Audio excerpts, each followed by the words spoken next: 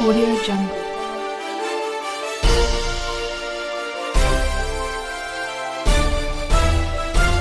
Audio Jungle.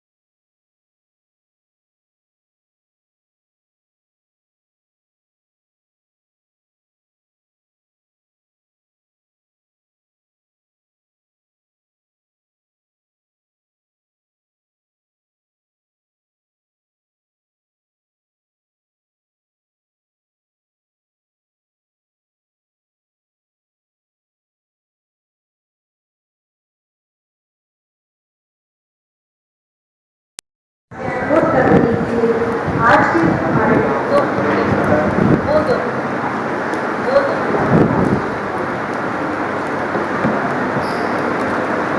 अभी स्वागत पूरा नहीं हुआ है।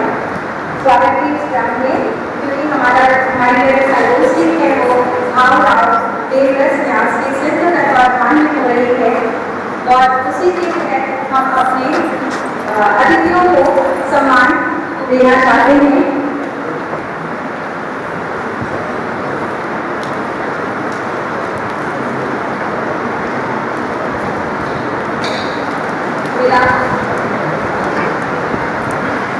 धन्यवाद ऋषि। असल में तुमने मुझे पहले बुलाया इसलिए मैं आगे बोली। न्यास का प्रतीक चिन्ह अपने आप में बहुत सारा गौरव समेटे हैं और उस वाले में 2 मिनट का विलंब है तो मैंने सोचा कि शर्त मैं अपने इस्तेमाल कर लूँ। आज इस दुर्धर्ष आसमानी ताकतों के खेल में जितने भी श्रोता स्नातकोत्तर महाविद्यालय। मैम, ये 2 दिन की संगोष्ठी का समापन हुआ है। आज मुख्य अतिथि के तौर पे कौन आए थे, कैसा कार्यक्रम था आज का समापन के दिन? 2 दिनों से चलती हुई संगोष्ठी अटल जी मानवता, राष्ट्रीयता और राजनीति के अग्रदूत, जिसका आज समापन समारोह था। आज समापन के साथ साथ 2 सेशंस भी थे जिसमें अटल जी के वैज्ञानिक पक्ष और सांस्कृतिक पक्ष पर अनेक वक्ताओं ने प्रकाश डाला और समापन सत्र अत्यंत विपरीत परिस्थितियों में धुआंधार बरसते हुए पानी के मध्य में अत्यंत सुखद संपन्न हुआ। सुखद इस संदर्भ में मैं कहना चाहूँगी कि हमारे वक्ता डॉक्टर विजय कर्ण, हमारे विशिष्ट अतिथि, आज दीनदयाल उपाध्याय जयंती भी है और पंडित जी ने जितना कार्य किया है, जो समृद्ध वैचारिकी दी है, उसके कुछ हिस्से से डॉक्टर कर्ण ने महाविद्यालय को परिचित कराया। पंडित जी को तो जितना पढ़ा जाए उतना कम है। और उसी के साथ ही साथ हमारे दूसरे विशिष्ट अतिथि घनश्याम शाही जी, उन्होंने इस संगोष्ठी पर और अटल जी की उन भावनाओं को बताया जो लगातार देश को ये प्रेरित करती थी कि देश और देश के जन को कैसा होना चाहिए। और तदुपरांत जो आज के दिन का सार्थक पक्ष था, हमारे मुख्य अतिथि डॉक्टर महेंद्र सिंह का उद्बोधन। पूर्व जल शक्ति मंत्री रहे हैं और अत्यंत गुणी विद्वान व्यक्ति हैं। आज महाविद्यालय में सभागार में उपस्थित प्रत्येक व्यक्ति, प्रत्येक श्रोता उनके गुणवत्तापरक जानकारी से भरपूर सहज प्रवाहमान वक्तव्य से इतना अभिभूत हुआ कि उसको लगा कि आज का हमारा दिन सार्थक हुआ और ये गोष्ठी वास्तव में एक सार्थक पक्ष लेकर के और एक अनेक बिंदुओं का संस्पर्श करते हुए समाप्त हो रही है। उन्होंने महाविद्यालय के शिक्षकों की भी तारीफ की, महाविद्यालय की प्रशंसा की, साथ ही महाविद्यालय की छात्रा पूर्व छात्रा खुशबू मिश्रा की कविता को बहुत सराहा और उससे मांग की कि तुम मुझे अपनी पुस्तक अवश्य देना। उनकी सरलता और उनकी विद्वत्ता शायद शिक्षक वर्ग के लिए और बच्चों के लिए, दोनों के लिए ही प्रेरणास्पद है।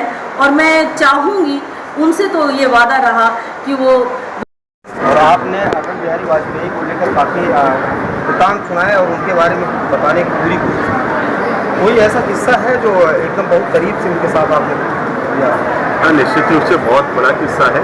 जब यहाँ पर डॉक्टर श्यामा प्रसाद मुखर्जी जी के प्रतिमा का अनावरण था तो हम लोग साथ साथ थे और उस मंच का संचालन मैंने किया था और आदरणीय अटल जी के कार्यक्रमों द्वारा उनकी प्रतिमा का लोकार्पण किया गया था। और इसके अलावा हम यहाँ चूँकि पार्षद थे, सभासद थे और वो हमारे सांसद थे, भारत के प्रधानमंत्री थे, तो कई बार ऐसा संयोग बना कि उनके साथ रहने का, यहाँ भी लखनऊ में भी और इसके साथ साथ दिल्ली में भी जब कार्यक्रम हुआ तो हम लोग साथ साथ में थे प्रधानमंत्री आवास में। बहुत बड़ा सहयोग है कि उन्होंने शिक्षा के क्षेत्र में, सामाजिक क्षेत्र में, राजनीतिक क्षेत्र में, राष्ट्र के लिए और गरीबों के उत्थान के लिए नई नई योजनाओं के माध्यम से बहुत कुछ किया। और मैं तो धन्यवाद देना चाहता हूँ इस विद्यालय को और अपने प्रधानाचार्य जी को कि इन्होंने इतना पवित्र काम किया है जिसके माध्यम से छात्रों को बहुत कुछ सीखने और जानने का अवसर प्राप्त हुआ है। 2 दिन की गोष्ठी में विभिन्न प्रकार के विषयों के माध्यम से, जहाँ राष्ट्र के बारे में, मानवता के बारे में और वहीं अटल जी के कृतित्व और व्यक्तित्व के बारे में लोगों तक संदेश गया है। और मेरा ये 100% मत है कि अगर हम अटल जी के बताए हुए रास्ते पर चलते रहे तो जीवन में कहीं असफलता आ ही नहीं सकती। और आज सुखद संयोग है कि पंडित दीनदयाल उपाध्याय जी की जयंती में उनको भी हम लोगों ने श्रद्धांजलि अर्पित की है। एकात्म मानववाद के प्रणेता हैं, अंत्योदय के सूत्रधार हैं और सांस्कृतिक राष्ट्रवाद का जो जन्मदाता हैं, ऐसे पंडित दीनदयाल उपाध्याय जी के जयंती के अवसर पर भी हम लोगों ने श्रद्धांजलि अर्पित की है। और माननीय भावराव देवरस जी न्यास के और इस विद्यालय के संयुक्त तत्वाधान में यह कार्यक्रम आयोजित किया गया है। और भावराव देवरस के न्यास के माध्यम से विभिन्न सेवा के कार्यक्रम भी किए जाते हैं। ये सब संयोग एक तरीके से त्रिवेणी हो गया है, संगम स्थापित हो गया, जिसके माध्यम से बहुत कुछ लोगों को प्राप्त हुआ। आप तो खुद एक संस्कृत के बहुत अच्छे वक्ता हैं और विद्वान हैं।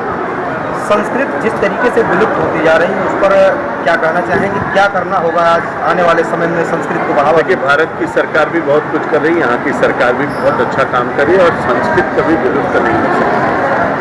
संस्कृत से संस्कार है।